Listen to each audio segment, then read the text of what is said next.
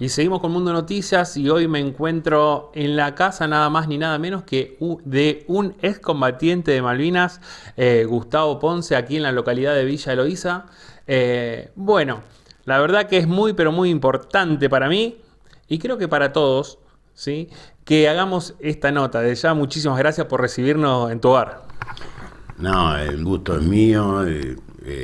Voy a tratar de este, mostrarle o de decirles a todo el pueblo cuál fue mi experiencia en la isla, que a veces no es la experiencia de todos los compañeros, sino es algo personal de cada uno. Cada uno la vivió, si bien todos estuvimos en el mismo lugar, todos tenemos Sí, experiencia diferente. experiencia diferente, exactamente.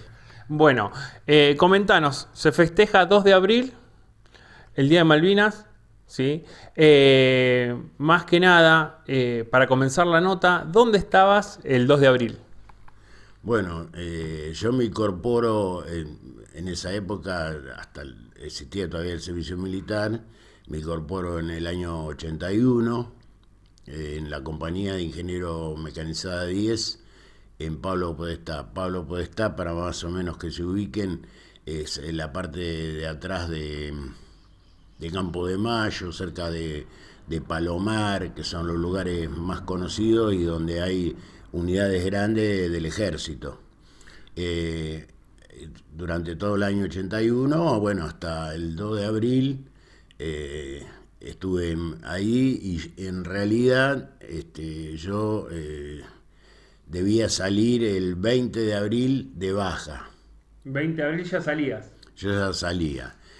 Cuando recibimos la noticia, lo vimos en la televisión, o sea, nosotros cuando íbamos a comer al rancho, así se llamaba, donde va a comer la tropa, nos enteramos, bueno, que habíamos tomado nuevamente la Argentina, había retomado las islas.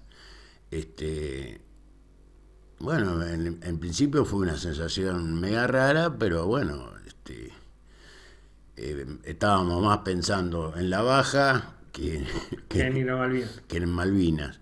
O Y sea, lo prim- ¿cómo fue disculpa, cómo fue que te enteraste? O sea, ¿cómo llegó la noticia? ¿Fue así televisivo o en el momento vinieron y le dijeron, a ver, contanos? sí, primero fue televisivo y después, yo no me acuerdo si fue el 2 o el 3 de abril, o sea, 1 a la mañana, todas las mañanas en el ejército, tiene que estar en la plaza de armas, donde hay una formación y viene el jefe de la compañía Sí.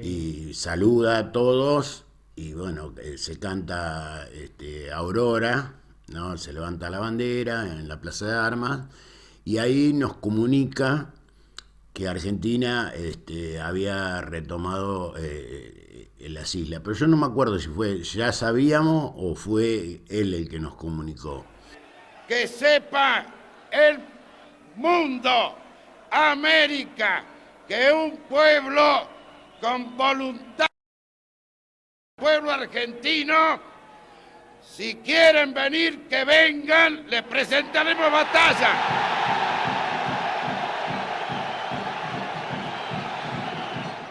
Pero bueno, en principio pareció algo normal.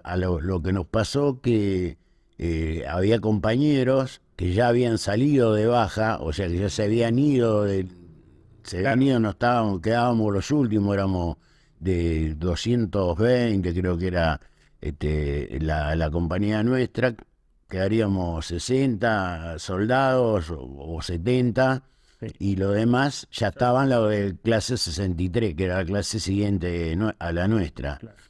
Y lo que me empezó a llamar la atención, que empezaron a volver esos A lo que se habían ido, compañeros se que fueron de son... nuevo. Lo Claro, reincorporaron al servicio militar, se dice. exactamente, lo recorporaron, porque creo que por 2 años, cuando te dan la baja, vos estás...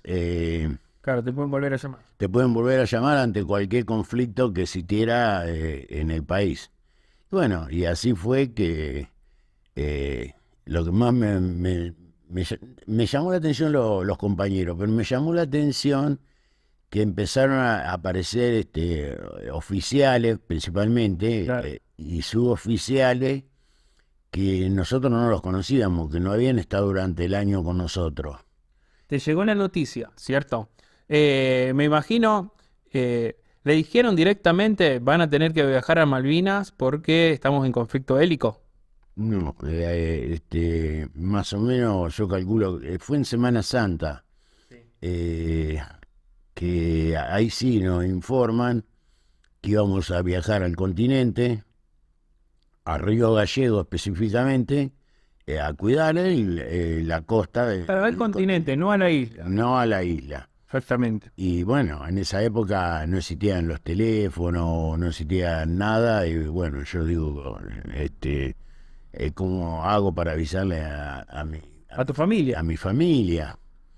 Y el día, ¿Eso calculo que se encargaban los subordinados o no? sí, en realidad debería ser así, pero bueno, No. el día 11 o 12 creo que fue el 10 o el 11, fue un domingo, nos avisan que iban a haber visitas de nuestros familiares para todos antes del viaje. Y yo entre mí digo, ¿cómo hago yo? Yo vivía en Escobar, más o menos a 60, 70 kilómetros de ahí, para que se ubiquen. Escobar es donde está Temayquén, Claro. o la Fiesta Nacional de la Flor.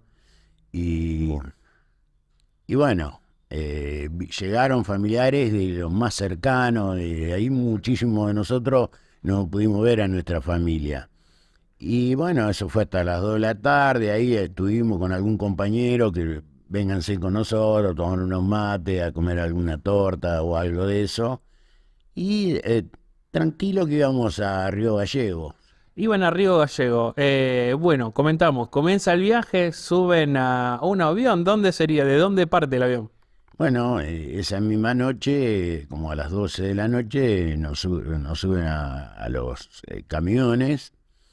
Ya habíamos estado, los días previos habíamos estado preparando todos los bolsones con Mercadería, ropa. no, mercadería no, sino la ropa, o sea, toda la ropa que uno sabe que para la campaña, así se llama, que son, por ejemplo, frazada, carpas, colchoneta,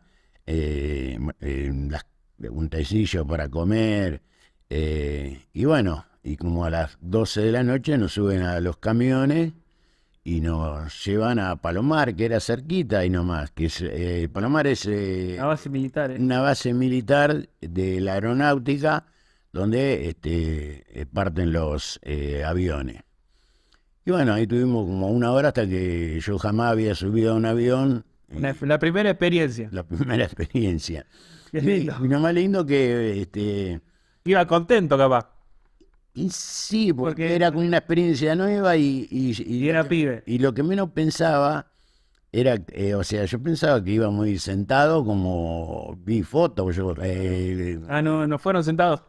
sí, fuimos sentados en el piso, En el o sea, sacaron todas los asientos para que entren más soldados, y bueno, lo único que nos dijeron por el parlante que tiene, no sé cómo se llama, que tiene adentro el avión, que cuando despegue nos agarremos, o sea, Uno con otro. uno con otro, y lo mismo cuando llegamos a Río Gallego y bajamos, ¿no? Y fueron a Río Gallego específicamente. Sí, señor. Llegamos a Río Gallego, no sé, un viaje como de 3, 4 horas en avión. ¿Y ahí en Río Gallego estuvieron algunos días o directamente de ahí fueron a la isla? Estuvimos un día Sí. en Río Gallegos, y al segundo día, ahí ya como que empezó el aeropuerto de Río Gallegos en esa época, por lo menos, o sea, ahora es como que está en el medio del campo, en el medio de la nada, no hay nada, y yo me di cuenta de algunas cosas, por ejemplo, del suelo. Es un suelo seco, como rocoso. Y bueno, al otro día medio casi sin decirnos nada, de vuelta a subir a otro avión. Creo que fuimos nosotros en un 737, en Boeing 737, o viceversa. Y después en uno de los dos más chicos. Y después al otro día en un 707 que ya nos trasladó a Malvinas. Bueno, estabas en Malvina. ¿Qué edad tenía Gustavo ahí, Gustavo? Y tenía 19 años, yo era clase 62. 19 años. 19 años, yo cumplo. 19 años, disculpa que te corte, 19 años, llegué a un avión a Malvina, un conflicto bélico. ¿Qué te encontraste al llegar? Bueno, nosotros habíamos llegado como a las 2 o 3 de la tarde allá. Y bueno, terrible o sea, lo que se improvisó, y después en otras cosas que les voy a ir comentando, el ejército, porque camiones había, y esos bolsones que yo te comenté que son pesados, porque Claro. lleva armamento, no, el armamento no lo llevas ahí adentro, pero lleva municiones, hay diferentes cosas que lo hacen pesado. Y bueno, cada uno se le pone un nombre. Por ejemplo, mi nombre, Néstor Gustavo Ponce. Y bueno, el del otro, ahí cuando empezaron a bajar del avión, empiezan a llamar Ponce. Bueno, y nosotros pensábamos que lo iban a pasar a otro camión. Claro. No, No, caminando. caminando con eso. Ahí es cuando te destinaban a cada uno a su lugar. O sea, cada uno llamaban por nombre y cada uno tenía un lugar diferente. Exactamente. De ahí, vos calculás que más o menos yo tengo un físico grande. Sí. Y había compañeros que no eran, sí, bien había algunos más grandes, había otros que eran físicos chicos. Y cuando empezamos a caminar, yo no sé bien, pero deben ser como hasta el pueblo, más o menos 5 kilómetros. Y vos mirabas para atrás y había chicos que venían, qué sé yo, 300, 400 metros atrás. Claro. Y fue lo primero que me impactó. Lo primero que me impacta es cuando llegamos al pueblo, todas en ese tiempo, ¿no? Eran todas como casillas, así, si se quiere, humilde. Y ya se oscurecía. Y digo yo, era que ya, o sea, tanto tardamos en caminar. Claro. Y después, bueno, nos fuimos dando cuenta que allá son más cortos la claridad, o sea, los días son 24 horas, pero al principio, por El ejemplo, día más- en abril, claro, en abril, por ahí 4:30 de la tarde, ya oscurecía y aclaraba a 8:30, y después cuando ya fueron pasando, que mayo, junio, son ya una hora más, o sea, 9:15 a la mañana, y a las 4 de la tarde ya se hacía oscuro. Te destinaron, ¿cierto? ¿En qué parte? Como Bueno, nosotros cruzamos todo el pueblo y vamos a un galpón que ya lo habían preparado para esperarnos a nosotros.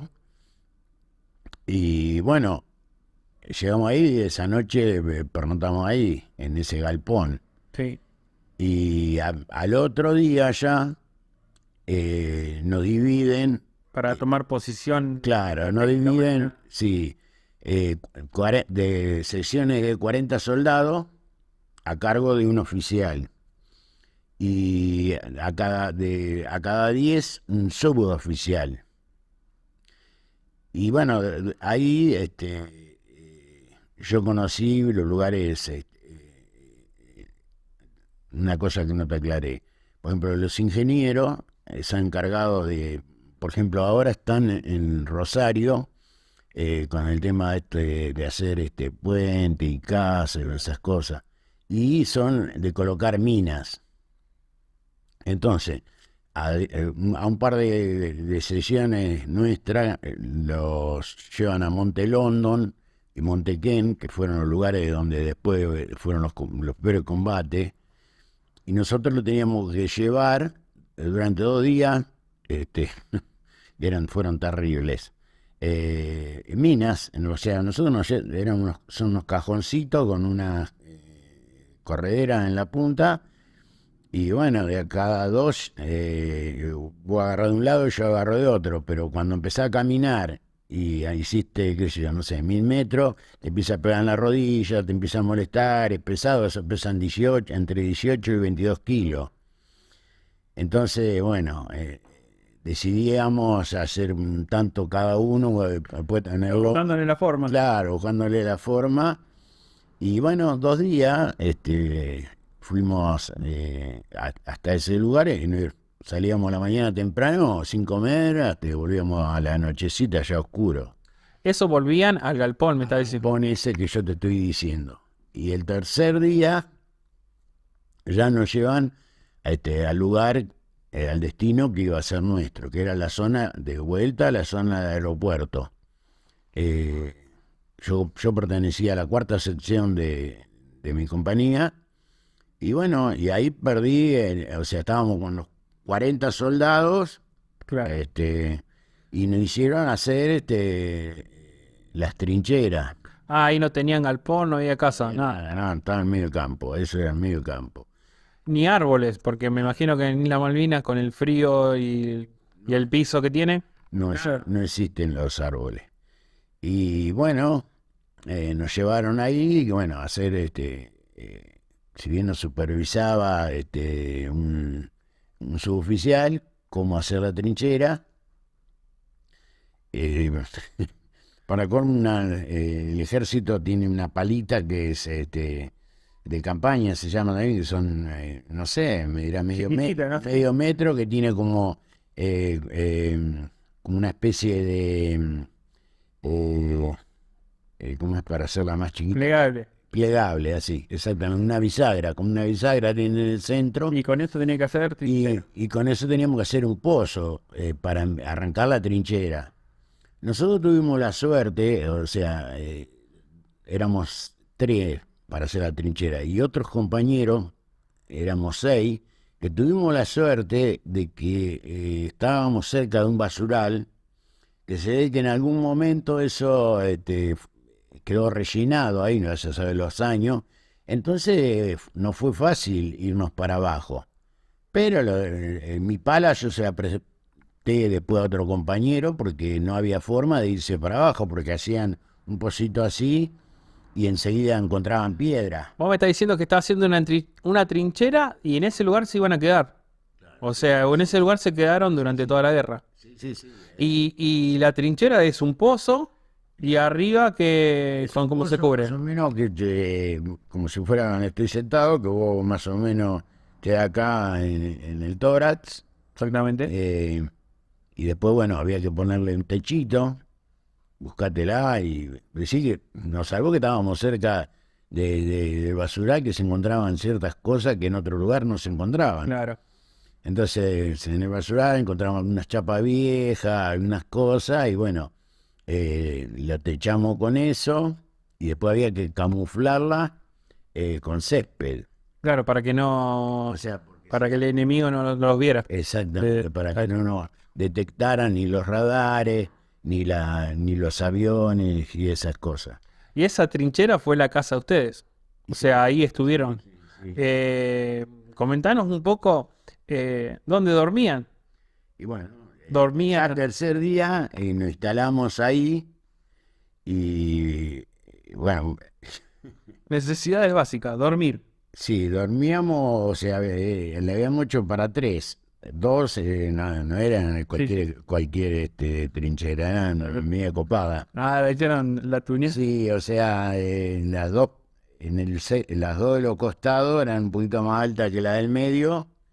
Y, o sea, la hicimos bien porque durante el día nos podíamos sentar ahí y, qué sé yo, charlar. Claro. Allá el clima es horrible. Yo jugar a las cartas, teníamos para jugar a las cartas y esas cosas. Sí. Y bueno, hasta el 1 de mayo estuvimos más o menos en ese lugar bien, digamos.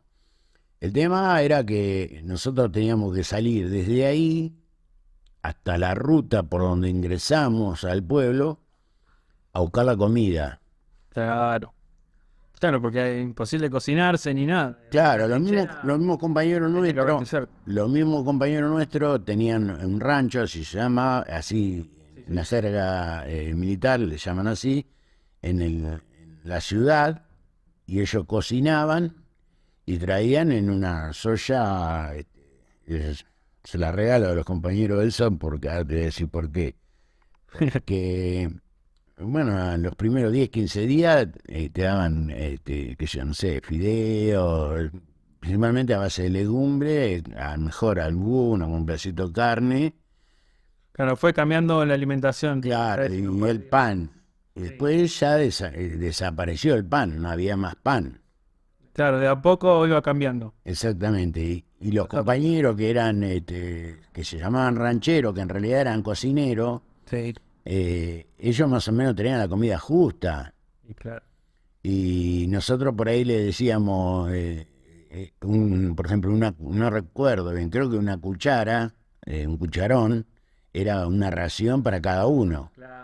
Y uno le decía, poneme un poquito más. Claro, le pedía por favor. Ahí tenía que ser amigo del cocinero. Exactamente. El Pero cocinero. bueno, si ellos te daban a vos, por ahí se quedaba Claro, la otra, el otro compañero, igual. cinco. Y baño, era todo baño. Los años era todo baño. Era todo baño. Iba a costa ahí, nosotros estábamos cerca de la costa que no es del mar, o sea, el mar nosotros lo teníamos al lado del frente, estaría Claro. como a 1000 metros a nosotros, sino la entrada al puerto, que es como si fuera un canal, Y de ahí, y de ahí se usaba de baño. hablando de baño, para bañarte, No, nunca en los 70 días que estuvimos durante el conflicto, bueno.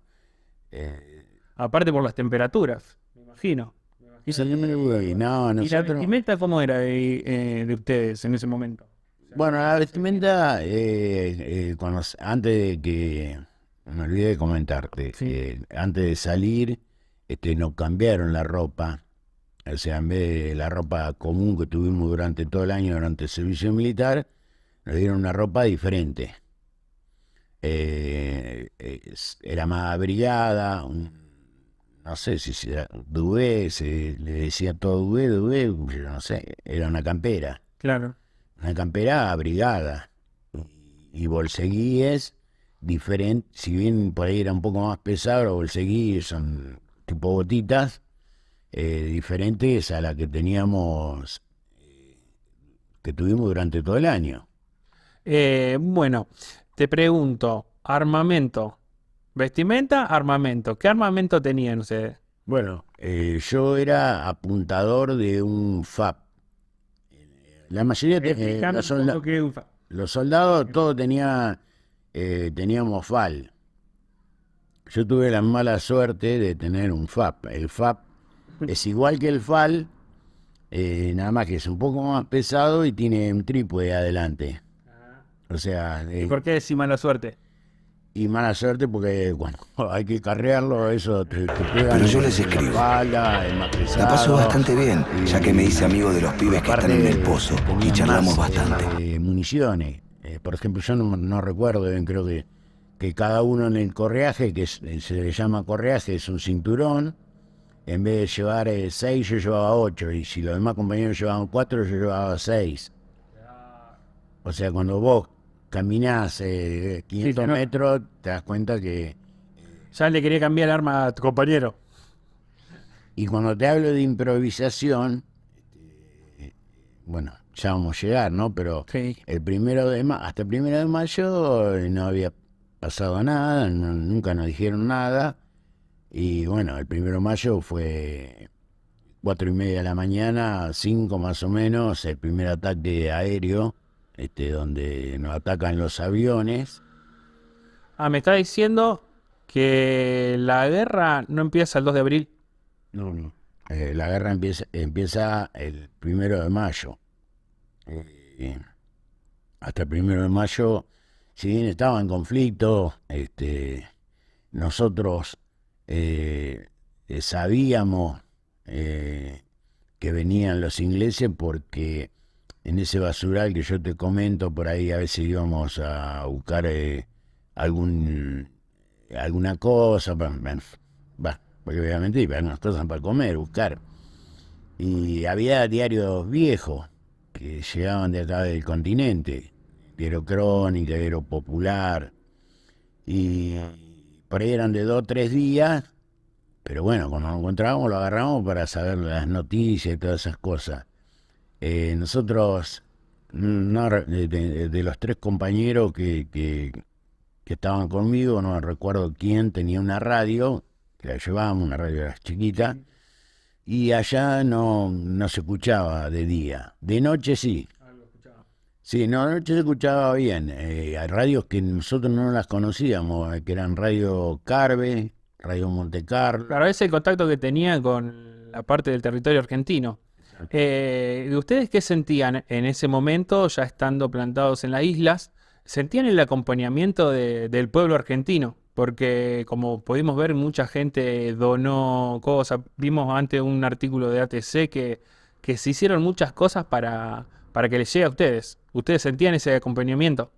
Claro, ya por eso mismo te decía, nosotros nos enterábamos de todas esas cosas por la radio esta que eran de Uruguay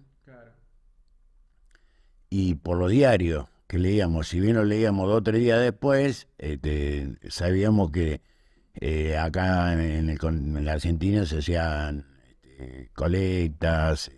Sabía que se hacían todas esas cosas, pero recibieron la ayuda. No, nunca recibimos nada. Yo después te voy a contar casi al final lo que fue, porque la verdad que haber pasado todo lo que pasamos, y a veces decir cuál fue el significado de haber sufrido hambre, frío y todas esas cosas, y no es que no había, sí había. Ahora, ¿por qué no la entregaban? Solo ellos sabrán. Y cuando decía la improvisación, por ejemplo, el 1 de mayo, después del ataque, el primer ataque que fue a las 4:30 de la mañana y después otro como a las 9, 9 y pico con aviones, que bueno, nos atacan a nosotros, porque nosotros estábamos justo en la zona del aeropuerto, nos hacen agarrar el tema de limpiar el armamento y esas cosas. Y resulta que cuando vamos a agarrar el armamento, estaba todo como soldado. Digo, ¿qué pasó acá? O sea, a ver, el soldado, bueno, llamaba el sargento, vengan para acá, estaba medio, había un poco de solcito, qué sé yo. Y bueno, vamos a limpiar el armamento por si hay que usarlo. Claro. Entonces cuando vamos a agarrar el armamento, estaba soldado. No servía. No servía nada. Entonces, bueno, no sé, seguramente a los superiores ellos pidieron, o sea, vos lo mirabas y se había oxidado todo.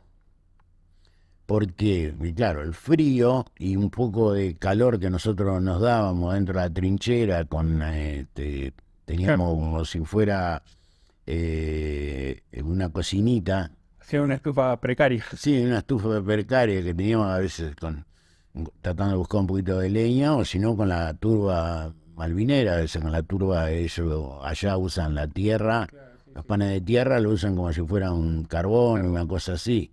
Por eso en muchas de las fotos se encuentran, nos ven así, todo tiznado, sucio, así.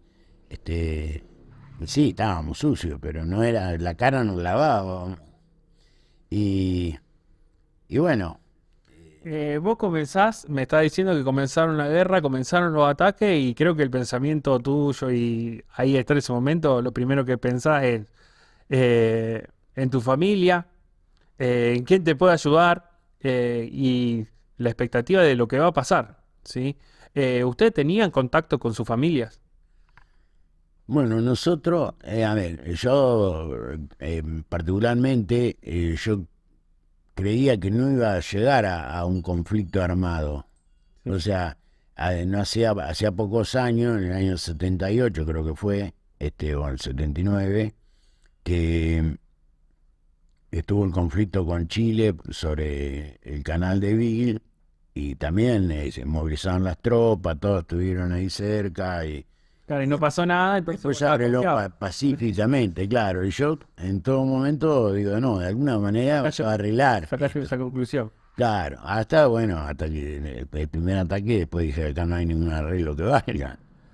Hablando de...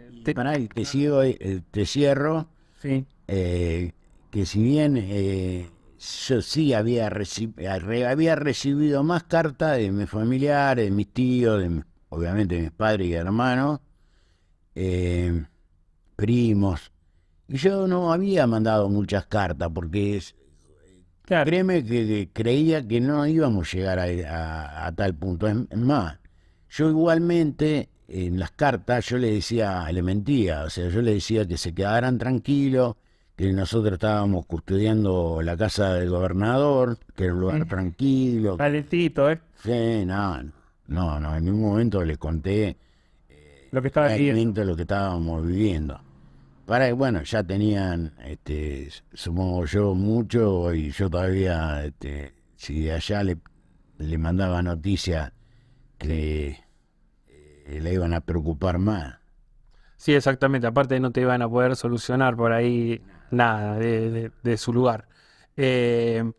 Comentame, ¿cuál es el sentimiento o cuándo te diste cuenta que empezó la guerra? Porque, por lo que me contabas, estabas en un aeropuerto, o sea que el, era primordial que seguramente que iban a atacar ahí, y seguro que atacaron o no. Sí, sí.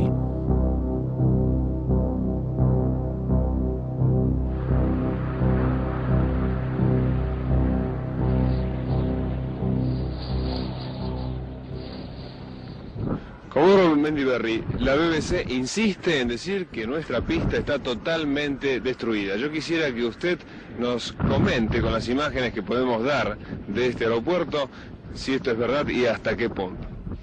Bueno, yo creo que la imagen es mucho mejor que mi palabra y que la palabra de la BBC de Londres. Acá creo que el camarógrafo está tomando toda la pista en su extensión. Podrán también ver algunos daños producidos por el bombardeo con bombas de 1000 libras, bombas antipersonal y cañones de 30 que se hicieron sobre la aeroestación y parte de las instalaciones. Demuestran que el ataque inglés se ha realizado, pero niega el hecho de que el aeródromo haya quedado paralizado o afectado. Indudablemente que las imágenes son suficientemente elocuentes. Estamos en el día 3 de mayo, son aproximadamente las 11:25, a ya casi 48 horas del ataque inglés al aeropuerto. ¿Se puede decir que la pista está operable 100%? Sí, indudablemente que hay pequeñas restricciones a lo que puede ser una pista normal, pero desde el punto de vista militar esta pista es operable. O sea, vos estabas en el medio del conflicto. Yo estaba en el blanco, o sea, nosotros, Exactamente. el 1 de mayo, no me da vergüenza decirlo, cuando ellos atacan a las 5 de la mañana, no sé Sí. bien el horario, y después cerca del media mañana con los aviones, claro, uno los ve pasar y parece un pájaro el avión o algo, no sé cómo explicarte, y más uno que no lo ha vivido nunca. Y sí, me agarró un poco de temor, pero nada más, no sentí miedo, nada. Por ahí las ambulancias, nosotros, si bien estábamos cerca del aeropuerto, había como un cerro que no nos dejaba ver bien. O sea, nos tapaba la visual. Pero bueno, el ruido de ambulancia a cada rato, ¿viste? Bueno, yo acá se está muriendo todo, ¿viste? Ya no sabés qué pasa. Y como a las 3 de la tarde de ese 1 de mayo, empiezan a bombardear las fragatas. Y uno empieza a escuchar ruido, qué sé yo. Supuestamente tiraban de 30 kilómetros. Claro, en misiles. No, bombas eran. Y Bomba. cuando uno escucha silbar, como se escucha en una película, ahí te agarra, ahí sí, la sensación más fea que uno pide, ruega, que no me caiga una encima. Porque el ruido, todo pareciera que se te viene encima. Supuestamente después te dicen que las que silban son las que pasan de largo. Claro, pero vos en ese momento no sabía. Claro, Aparte, si no silba, tampoco te iba a enterar. exactamente, exactamente.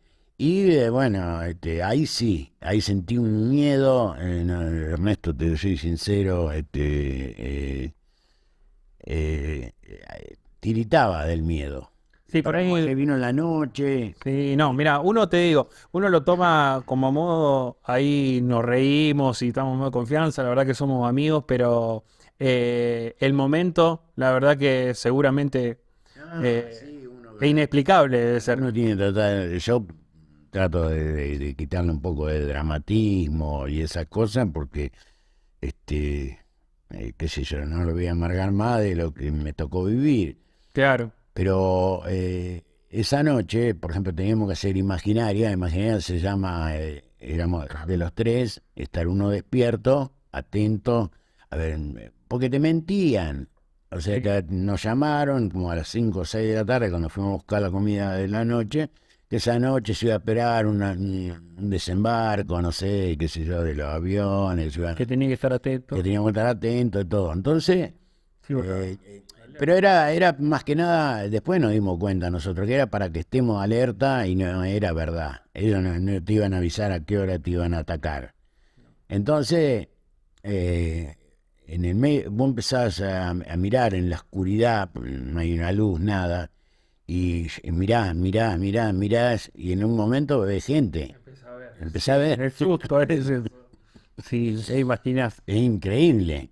Y incluso no sé qué era, sería, no sé, te juro que por Dios que no sé si fue una hora, fueron 5 minutos, 1 minuto, 2, 3. Yo había terminado las 2 horas y le aviso al otro compañero para que esté despierto él y o sea, estábamos como sentados así mirando por la... Me imagino que hace una relación de hermandad con el otro. Sí, sí, Debe ser algo. sí, éramos hermanos. Aún hoy yo Sí. tengo contacto con ellos. Parapeto así, y en un momento empezaron a tirar. No un compañero nuestro, pero sí fuerza de otra unidad, no sé qué vieron, y pasaban las balas por arriba de nuestro. Bueno, yo pensé que me moría. Se me vino a la imagen mis abuelos, mis viejos, y me dije, bueno, Gustavo, Sí, sí. y después, ¿cómo te repones para eso, de eso? O sea, fueron días, son capaz que horas, momentos, no sé, que a uno le cuesta superarlo. Y al día siguiente, eso fue el día sábado 1 de mayo, al día 2, a la noche, nosotros nos enteramos por la radio que habían hundido el Belgrano.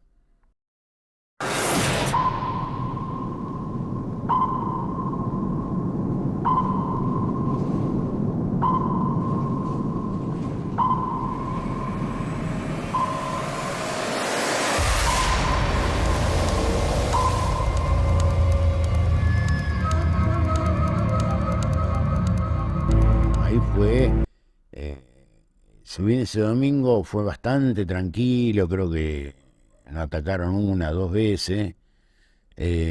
Bueno, cuando se hundió el Belgrano, Sí, está perdido. uno piensa que, bueno, decir, en el mar, vos mirás, no hay costa, no hay nada, se murieron todos, llegaron, se hundió el barco, el no saber, la ignorancia de uno, digo, bueno, se murieron todos. Después, bueno, al día siguiente, pero una desazón, o sea, anímicamente esa noticia nos destrozó.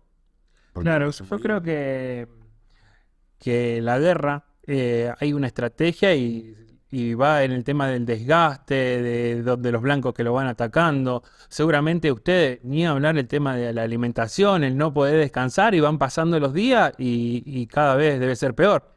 sí, llega un momento, como te dije al principio, que si bien uno, te lo dije, Sí. no me dio vergüenza decirte que yo sentía miedo, pero fueron 2 días, ya el tercer día,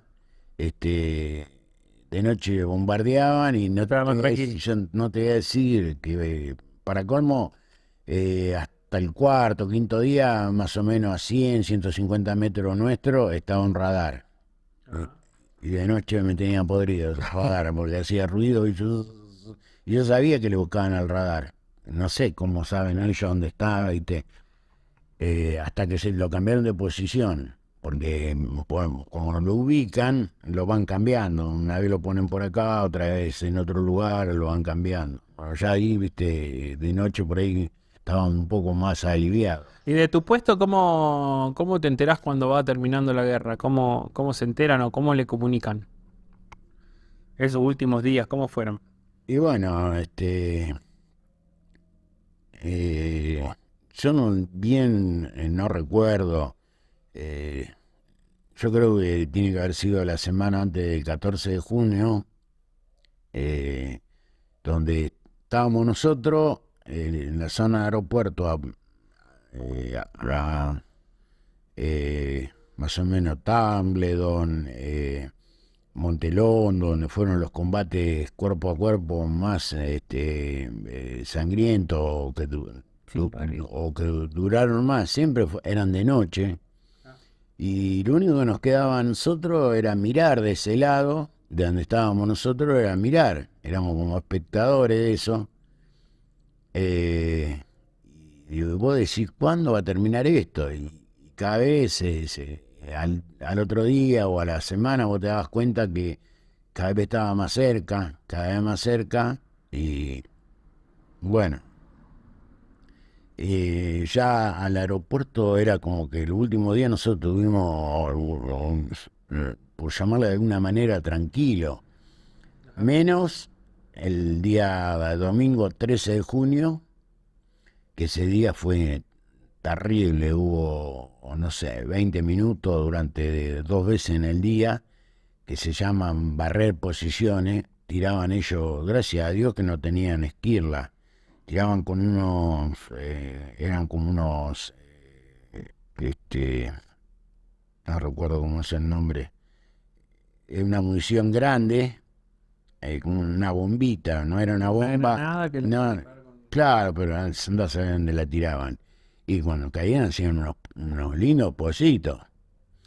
Nosotros, y de de acá a esa la manera esquina, iban ganando posición en el territorio. claro, porque vos o te movés de ahí o nosotros esperábamos que nos digan más, pero bueno, a nosotros por estar cerca del aeropuerto, el aeropuerto está acá, todo esto es agua y no hay forma de disparar o retroceder.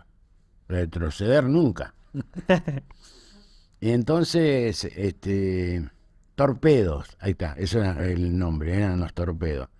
Y gracias a Dios, bueno, no tenían esquirla, porque yo te digo que caían de acá a la esquina, seguro. Eh, y mirá lo que es la inconsciencia, yo no me voy a olvidar más, el soldado Ledesma. No sé qué lo mandó el teniente primero a, a, a un lugar, no sé a dónde habrá ido, a algo lo habrá mandado.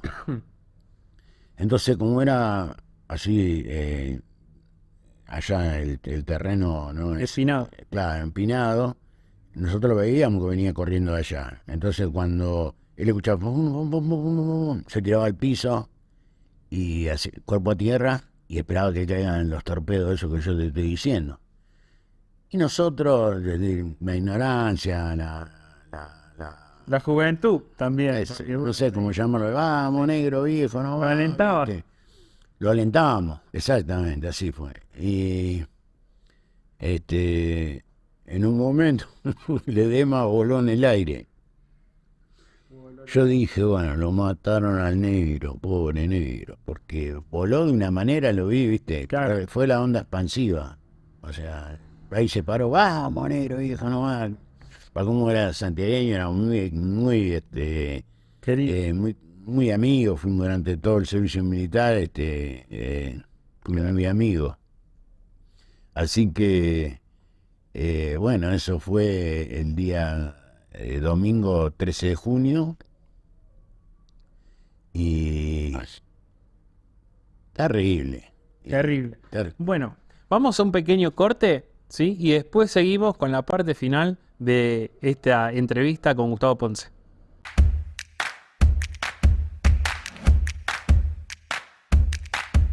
Comuna de Villa Eloísa, nuestra comuna.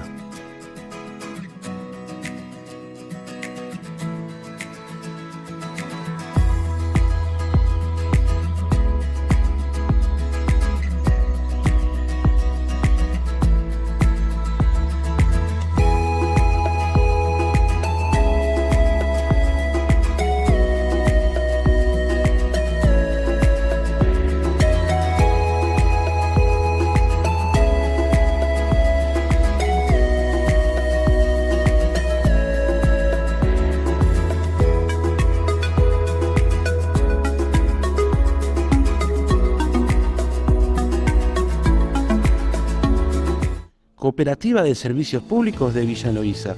Te ofrece servicios de TV por cable, sistema analógico y HD. Consultada por Pax Premium para agregar más canales a tu grilla. Servicios de internet ADSL y fibra óptica de hasta 50 megas. Comunicate al 491-059 o 491-074 de lunes a viernes de 7 a 13 horas. Teléfono de guardia de aguas y cloacas para emergencias fuera del horario de atención de oficinas. 3471-615-408.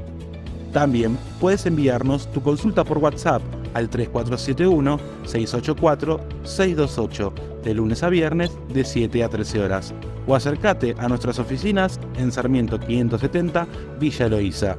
Cooperativa de Servicios Públicos, Villa Eloísa. Más conectados, más cerca. Producir, crecer, compartir. Es el accionar de AFA, Agricultores Federados Argentinos. Nuestra cooperativa. Es hora de revalorizar lo hecho y celebrar el camino recorrido. AFA, un mundo de 90 años. Hecho entre todos, todos los días.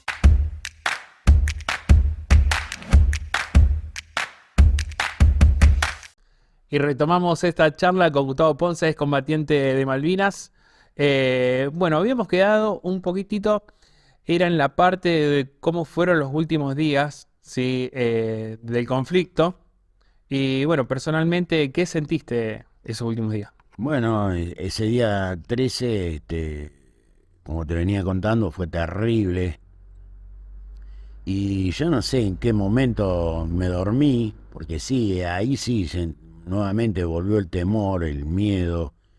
Y bueno, en algún momento me dormí. Cuando me duermo, cuando me despierto, un silencio que asustaba. O sea, de todo lo que habíamos vivido la semana previa y esos últimos 3, 4 días, un silencio que prácticamente asustaba. Y Algo había pasado. claro, algo había pasado. Y el día, serían las 9:30, 10 de la mañana, ni bien había aclarado, llega un compañero nuestro que estaba en el pueblo, preguntando cuál era la trinchera del teniente que estaba a cargo nuestro.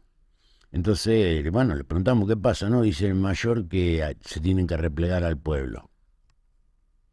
Bueno, nos reúnen ahí a todos, hablan, sé que te pibe habló con ellos, preparamos todas las cosas que teníamos, la cama, todo eso, y la pusimos en el bolso y bueno, marchamos de vuelta al pueblo. Cuando llegamos al pueblo ya nos dimos cuenta que algo había pasado porque había periodistas ingleses, la gente, si bien nosotros no tuvimos contacto con los ingleses, hubo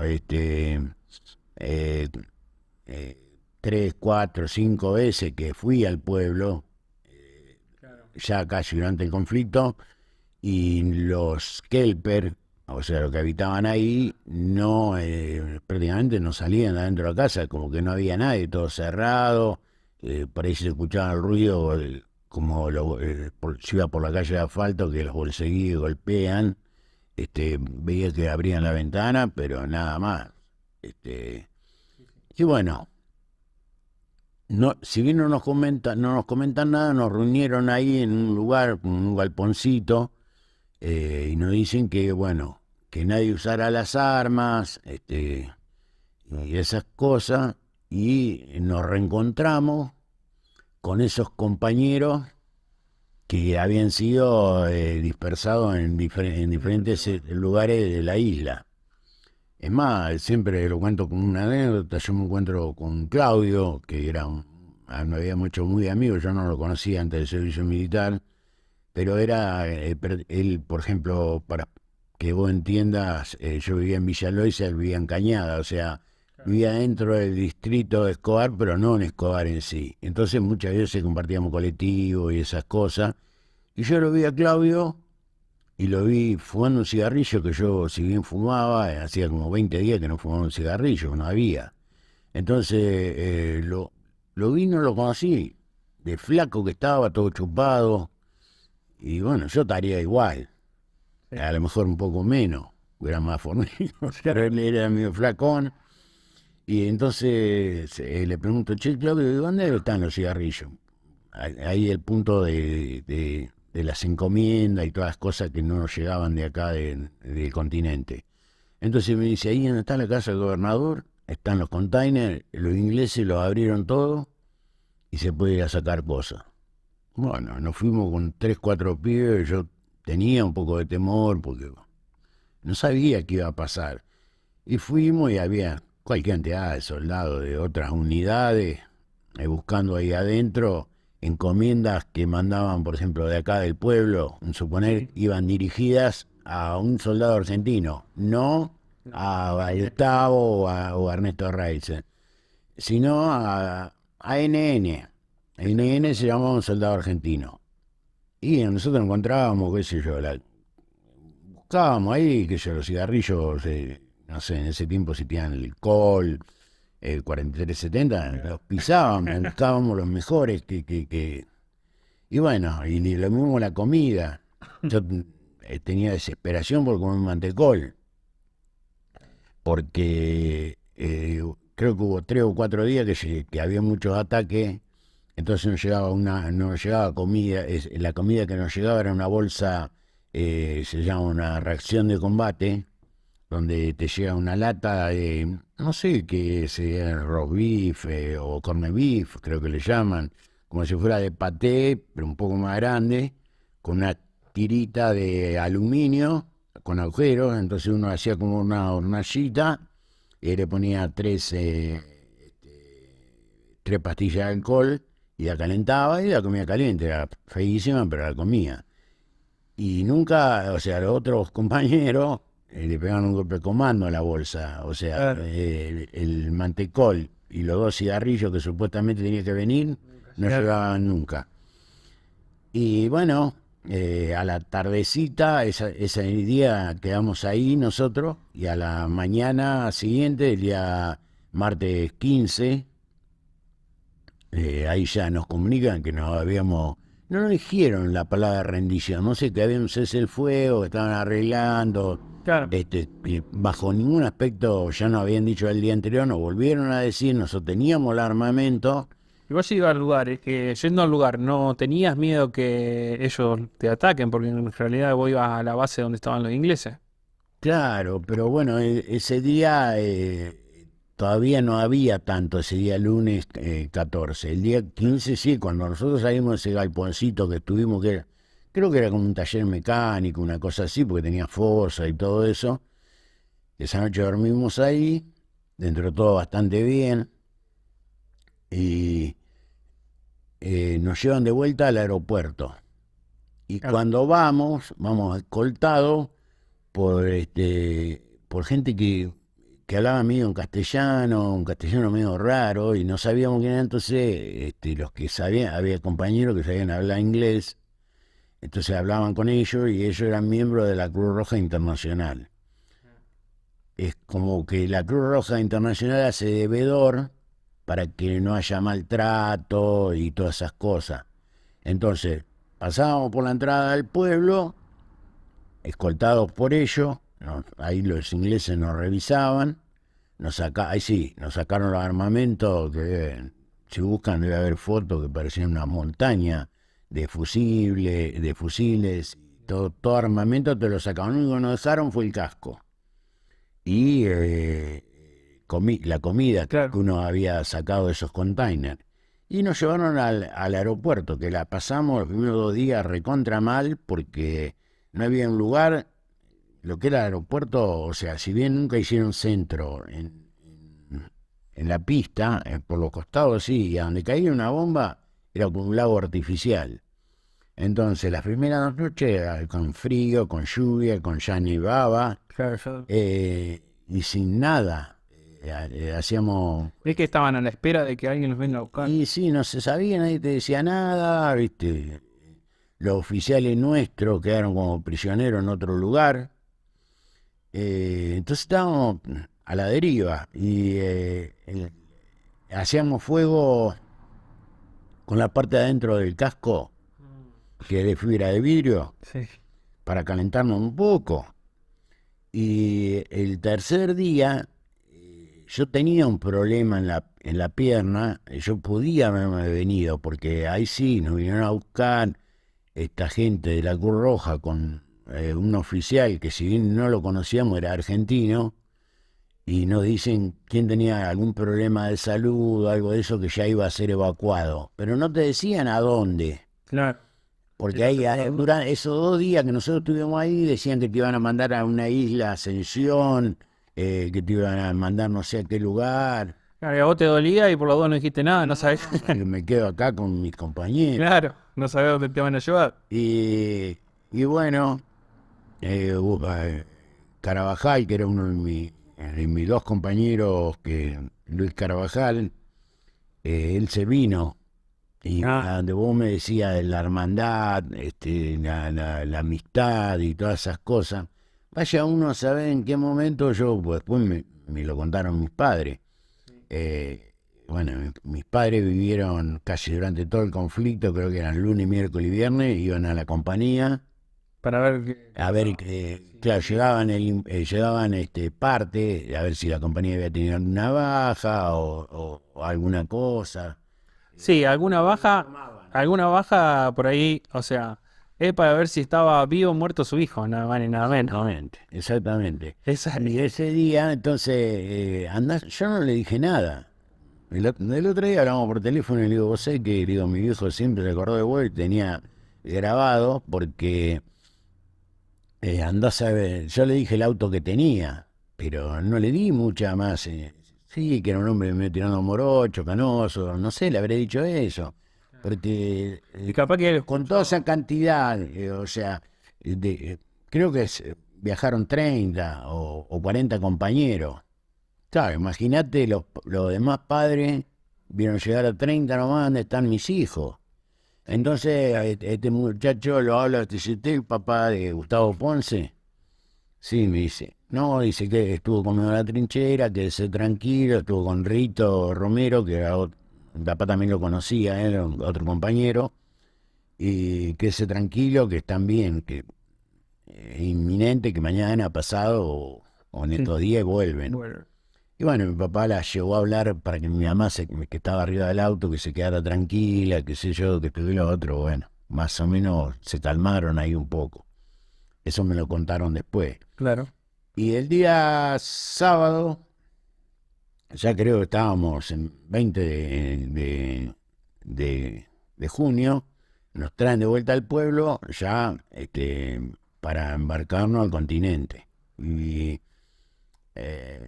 nos hicieron hacer un par de trabajos ahí, los ingleses, ya sí medio custodiado por los ingleses, y siempre lo de la Cruz Roja cerca. Y el día domingo, como a las 2, las 3 de la tarde, nos llevan al puerto, que no estaba tan lejos el puerto, sino estaría a 100 metros el puerto. Y bueno, de ahí nos trasladan con una barcaza. Sé que la usaban para trasladar algún tipo de animal, como abeja o algo, porque había excremento Claro. de algo. Sí, para mí eran para ovejas.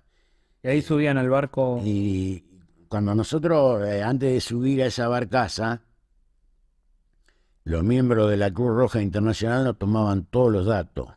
Ah, O sea, tenían como un bibliorato ellos, y había médicos, y te preguntaban si tenías algún problema de salud o algo, y te revisaban. Claro. Y uno lo que quería era venirse por ejemplo, yo, eso después queda Y después se lo vamos a mostrar a la gente. en Suiza. Y por ejemplo, yo te dije que ellos hablaban un castellano medio raro, porque por ejemplo yo cumplo años, seguramente cuando me tomaron los datos, yo le dije 1 de julio del 82, del 62, y ahí figura junio. Claro. Y Los bueno, manes no entendieron mal. claro, no lo entendieron. Y bueno, ahí nos subimos, nos hacen firmar, fuimos un doctor, subimos y de ahí nos trasladan al Almirante Irizar con miembros de la Cruz Roja. En cada una de esas barcazas iba uno, que cubríamos 50, 100, no sé lo que íbamos ahí adentro. Y bueno, cuando vi el Almirante Irizar, todo así como al costado, que tiene una red Sí. que vos te colgás y Ahí suben de esa manera. subimos de esa manera. Ahí subieron, o sea, todo el resto que quedaba o fueron por partes, volvieron, por partes, fueron No por- sé cuánto capacidad para cuánto tenía, pero bueno, dormíamos en los pasillos. Pero cuando ya llegamos al Almirante Iriza, se cuenta que estábamos Están salvados. en el Sheraton, ¿no? Una sensación totalmente diferente porque te abrazaban, lo mismo, o sea, como había otro calor humano, nos entregaron ropa, nos podíamos bañar, ahí, Claro, el primer año fue ahí. el primer baño Después- fue ahí. Y bueno, yo no sé en qué momento salí porque me dormí. Sí, como que te relajabas, estabas más descansado. Y después de ahí que se vinieron en avión, como volvieron a la misma base que salieron. Ahí figuran, por eso yo ahí hice mucha mención Sí. en los miembros de la Cruz Roja Internacional. No sé por qué nosotros fuimos a Ushuaia. Y ahí es cuando ellos, figura esto en Suiza, está todo escrito en inglés. Ellos, como cuando llegaron al continente nuestro, es como que ya cumplieron la misión. Claro. Porque yo no bajé ahí. Yo de ahí, no sé si habré ido a cargar combustible. Debe ser que cuando ustedes llegan al continente ya dejan de ser prisioneros de guerra. Exactamente. Entonces, el día de ahí, 3 días más en barco hasta Puerto Madryn. Llegamos el sábado, creo que 25 o 26 de junio, de 26. Y de ahí en avión hasta Palomar. Y bueno, yo pensé, digo, bueno, esta noche, yo no era tomar bebida alcohólica en ese tiempo. No. No, nada de eso, pero digo, bueno, esta noche voy a salir, me voy a divertir, qué sé yo. No, nos agarraron y nos llevaron al Campo de Mayo. Al servicio militar. Claro, ahí a un lugar donde había psicólogos, nos tuvieron ahí, qué sé yo. Sí. Como tratándote y hablándote que durante la guerra pasan cosas, y incluso nos hicieron, que después lo puedes filmar, un documento secreto donde figuran todos mis datos personales, la firma es legajo, todo, es como Un acta. sí, como un acta. Es un acta de la manera que yo llegué, cómo lo... Acta de recepción, dice. Claro, y ahí ellos nos hablan a nosotros, nos dicen que bueno, que había cosas que no las teníamos que contar, qué sé yo, todas esas cosas que te hablan, que en la guerra suceden muchísimas cosas, y bueno. Y recién al otro día, que fue un domingo, 27, ese sábado yo tuve contacto con mi padre. Lo que han hecho los militares no tienen, perdón, digo, yo encuentro en Campo de Mayo a un pibe que lo conocía, que era de mi barrio, de Escobar, de la clase 67, estaba haciendo el servicio militar ahí. Me dice, Ponce, ¿cómo está? Qué sé yo, que el otro, estuvimos saludando. Y como a las 4 o 5 de la tarde se empezó, yo estaba en la cuadra es donde uno duerme, esas cosas, y salgo afuera a fumar un cigarrillo, se escuchaba un griterío y digo, ¿dónde corno? No se veía nada, ¿viste? Y por ahí se escuchó como un desbande, o sea, no lo dejaban entrar a nuestro padre. Y ahí, bueno, No lo podían tener. sí, claro, que la presionaron y llegaron. Entonces, este pibe me viene a buscar y me dice, ¿están tus viejos? Pero ¿sabés la gente que había? ¿Cuál es, o sea, qué sentiste en ese momento que te diga así, tu amigo? Y es una desesperación, porque uno gritaba Raicevich, el otro gritaba Mera, el otro gritaba Ponce, ¿viste? Y no lo podía encontrar, no lo podía encontrar a mi viejo.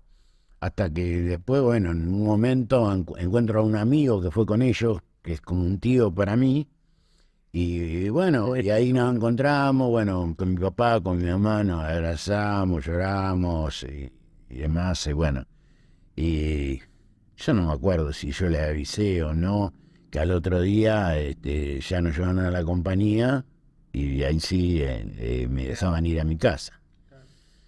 Y así fue, pero ya mis padres me estaban esperando en la compañía y bueno, me hicieron pasar por hacer toda la ronda de Tu familia, que tu papá, yo tengo tu mamá, hermanos, dos hermanos, dos hermanos. un varón y una mujer. Y ellos ese día no fueron. Mi hermano no, No. no. Lo que pasa que bueno, un poco por el trabajo, también nosotros teníamos un kiosco diario en esa época, está todavía, pero bueno, seguramente se habrán quedado. Y bueno, y llegué, o sea, yo quería llegar a mi casa y estar, y bueno, tuve que ir a saludar a mi abuela, mi abuelo, mi abuelo paterno, materno, mi Claro. tío, y contar un poquito, Sí, o sea, tu experiencia. mi experiencia. ¿Y vos querías contar o no querías contar nada? ¿Cómo era tu sensación en el momento? Yo como venía en el barco, de allá, yo pensé que iba a ser más simple. Yo Que ni te esperabas, pensaba. Bueno, no, sí, eso sí, pero lo que yo creía que iba a vivir después era que lo iba a superar, o sea, que era algo como alguna enfermedad, como tantas cosas que la vida muchísimas veces nos pone en el camino y uno no sabe por qué. Dice, bueno, con el tiempo esto yo lo voy a ir superando. O sea, esta experiencia que es única para mí. Y bueno, hoy nos encontramos 41 años de Malvinas y todavía no me puedo despegar o porque agarro el celular y me sale una publicidad, o porque me llama por teléfono algún compañero y ves que uno se va enterando de que uno se enfermó, que el otro le pasó esto, que le pasó lo otro. sí, eso es la verdad que es muy triste. Es la parte triste. Sí, yo creo que la posguerra Fue peor. fue peor, porque yo agradezco a la vida, agradezco a Dios de haber llegado a un hogar compacto, donde por ahí sí, mi mamá podía tener alguna que otra discusión, pero eran dos personas de bien, y no todos tuvieron esa La suerte. contención. Claro, exactamente, no había una contención, y bueno, y no. Es como que nos llamaron los loquitos de la guerra, ¿viste? Ahí, bueno. Los diferentes gobiernos, nunca hubo una política de Estado hacia los Claro, combatientes. nunca, es como que tuvieron que luchar para que sean reconocidos. Recién en el año 92 recibimos la primera pensión, que era algo insignificante, Claro. pero vuelvo a lo mismo. Por ejemplo, en natología creo que se llama cuando la mujer va a tener, por ejemplo, en eso tenemos PAMI, y PAMI no está preparado para que le hagan una ecografía a una mujer, y bueno, eran unos líos terribles, ni hablar de dónde iba a tener el parto la señora del excombatiente. Entonces todas esas cosas llevan a que uno, hay casi 1000 suicidios en la posguerra. Sí, eso a lo que yo iba. Más que nada, ¿sabes qué te quería preguntar? Hablamos de contención familiar y donde vos llegaste, bueno, la verdad que, ¿sabes lo que pienso? Y lo que te quiero preguntar, hoy te acompaña Miriam, ¿cierto? Que es tu pareja, tu compañera de vida. Eh, ¿Qué lugar ocupa hoy Y bueno, yo a veces me pregunto, o sea, esa fue otra de las cosas, no recuerdo en qué año fue un estudio hecho por una facultad donde el 70% de los excombatientes eran divorciados, algunos en segunda vez, o sea, porque, a ver, Sí, no quedan yo bien. por ahí he tenido noviazgo y alguna vez se necesita contar algo. O sea, mira, hoy tuve un día malo y lo asocio a lo que me pasó en Malvinas, por X cosa. Y vos del otro lado no encontrás nada. Ya. Yo no sé, yo siempre se lo digo, yo agradezco a la vida, agradezco a Dios de haberla conocido ella, que ella conoce mucho de Malvinas, o sea, por cosas que me preguntó a mí, conoce muchísimos compañeros. Es historiadora también, o sea, no es- Claro, aparte de ser profesora, conoce toda la historia, toda la falencia que muchísimas veces Claro, el te entiendo. Estado ha tenido con nosotros, y ella por ahí me sabe que, mira, el año pasado, créeme, a las 5 de la mañana del 1 de mayo yo me despierto. Y vos decís, ¿cómo puede ser? Si pasaron 40 años. Pero bueno, el subconsciente de uno trabaja. A mí, por ejemplo, eh, capaz que escucho el himno nacional y me emociona como nos emocionamos todos. Pero en En particular. estos días son para mí muy particulares. A mí capaz que se me cae una lágrima, estoy más sensible.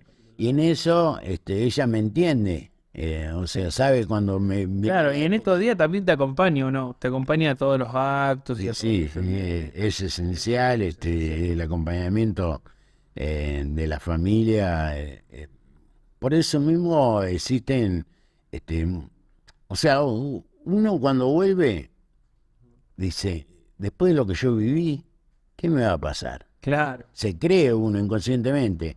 Entonces, por ahí, por eso digo que nunca existió una política de Estado hacia los excombatientes, porque 41 años y ni siquiera una revisación médica, que hubiera sido, por ejemplo, yo tengo problemas de artritis, de artrosis, Si te lo hacían en su debido en el momento, se podía evitar. o sea, lo evitaba. Hay muchas enfermedades que lo hubieran evitado, que lo hubieran ayudado a contener esas cosas, y nunca pasó. Me quedé cuando escuchaba el himno nacional argentino y seguramente, bueno, este último mundial, gracias a Dios lo escuchamos en todos los partidos, hasta la final. ¿Cómo viviste el mundial? ¿Cómo vivió el excombatiente el mundial? Sí, bueno, qué sé yo. A mí, principalmente el tema muchacho, escucharlo en un lugar tan lejos, eh, eh, ponerlo, y te digo la verdad, me emociona, ponerlo en un lugar de dos íconos del fútbol argentino, como son Maradona y Messi, Claro. cuando dice, Sí, sí. en Argentina nací, la tierra de Diego Diego y Lionel y de los pibes de Malvinas, y a mí se me eriza la piel. Y seguramente yo lo vivo con los familiares, con los hijos de Cristian, que por ahí antes no me hacían esas cosas, o los hijos de mi sobrino, que son chicos y que yo sé que le han preguntado en caso, ¿quiénes fueron los pibes de Los Malvinas? pibes de Malvinas. Y los pibes de Malvinas sos vos, Y sí, soy yo, ¿sí? son los pibes de Malvinas. Claro, y bueno, Y te digo otra cosa, hoy vi una foto que le regalaste a los hijos de Cristian, a tu nieto, que dice los pibes de Malvinas. sí, sí.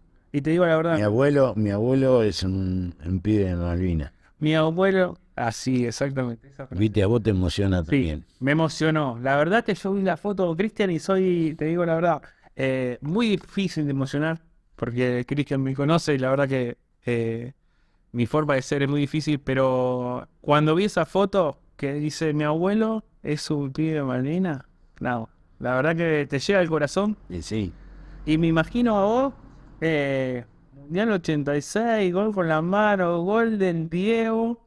contra Inglaterra. ¿Cómo lo gritaste? Sí, nada, ¿Cómo lo ni, viste? ni hablar, pero Y hoy, ¿lo viste de vuelta? por ahí es difícil. Eh, yo agradezco a la vida vivir en un lugar tan chico como Villa Eloísa. Yo tendría que haber nacido acá.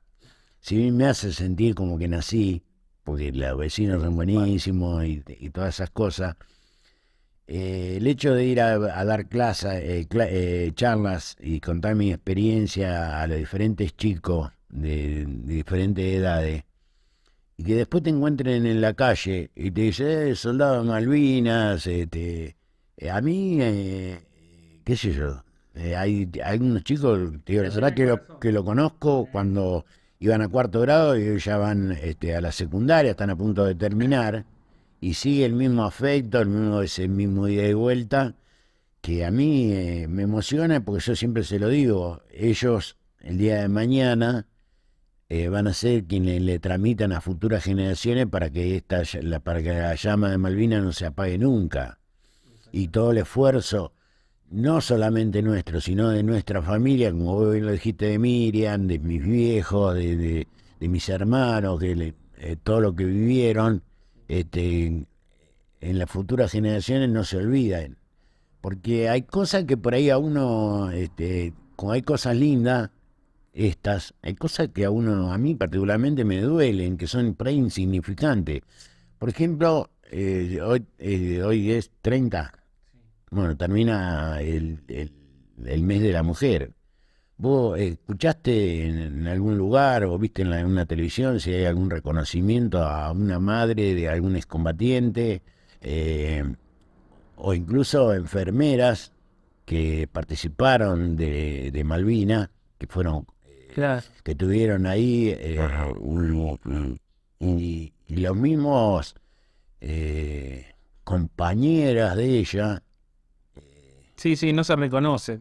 Bueno, esa es... Quisiera saber Sí. si vos lees lo que lo que le decían. O sea, la palabra más horrenda era que ellas que se prostituyeron Ah, en esa. Malvinas. Claro. Y hay cuantos chicos que agradecen a haber conocido a estas mujeres que le salvaron la vida, que le salvaron una pierna por haber tenido una herida y todas esas cosas. Y bueno, Llegamos 41 años de Malvinas. ¿Cómo lo vivís vos? ¿Te considerás como víctima de la guerra o como si fueses un héroe? yo por lo que viví después de Malvinas, Sí. yo creo que los héroes son los que quedaron en el campo de batalla y en el agua de las frías aguas del Atlántico Sur.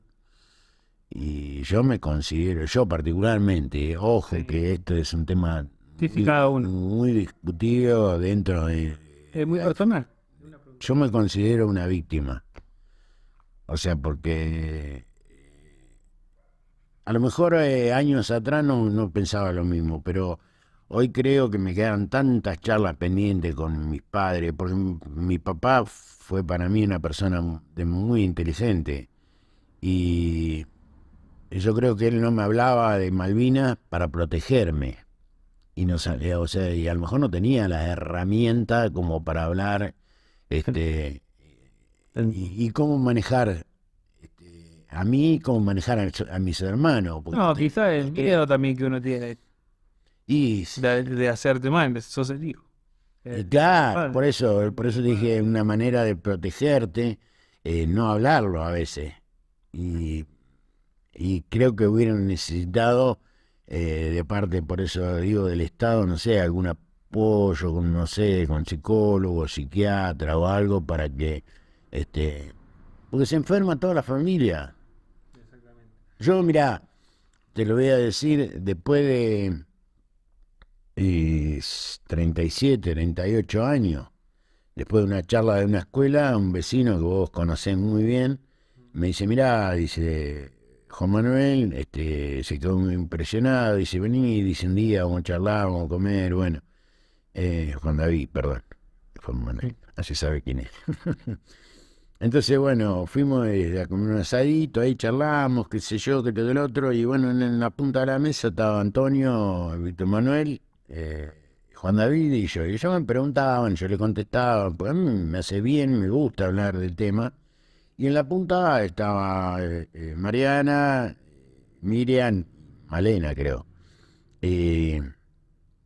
Entonces, en un momento yo escucho a Miriam, que le dice, a mí me contó la mamá de Gustavo, que durante la guerra ellos comían comidas En mal estado. no en mal estado, sino sencillas, por llamarlo de alguna manera, o sea, Sí, sí. a base de legumbre, fideo y todas esas cosas, pues mi papá decía que, o sea, yo no iba a estar comiendo una comida, un asado, por decirte algo, y yo no saber si yo estaba comiendo allá, o sea, ellos hicieron el duelo junto conmigo prácticamente. Y yo me quedé mal porque yo nunca lo supe eso, ya mi mamá había fallecido. Y me acuerdo que esa noche me costó dormir y al otro día a la mañana la llamo a mi hermana y le pregunto de cualquier cosa menos de eso hasta que llegué hasta donde yo quería. Digo, escúchame, Claudia, digo, cuando yo estuve en Malvinas, ¿qué comían ustedes? Y me dice, comíamos fideo, arroz, porque papá decía que nosotros, lo mismo que dijo Miriam, ¿no? Y yo no lo supe eso. Y así otras cosas, por eso te dije, me habrán quedado tantas charlas pendientes con mis padres. Mira, yo te digo, lo veo desde mi punto de vista. Creo que las charlas pendientes con los padres siempre quedan, siempre nunca va a tener el último abrazo, el último beso y el reconocimiento. Creo que eso es parte de todo, no solamente de Gustavo Ponce. Y creo que toda la gente que está ahí del otro lado, como los miles de argentinos que cantan esa canción, porque quizás si la canción no les llegaría, no lo dirían, y todos lo reconocen como héroes. Así que parte del mundo de noticias, del canal, de la gente de Villa Loíza, creo que va a tener muchos reconocimientos durante toda esta semana. Y personalmente, mío, de Cristian, te quiero agradecer por la nota y decirte que para nosotros y para toda la Argentina sos un héroe.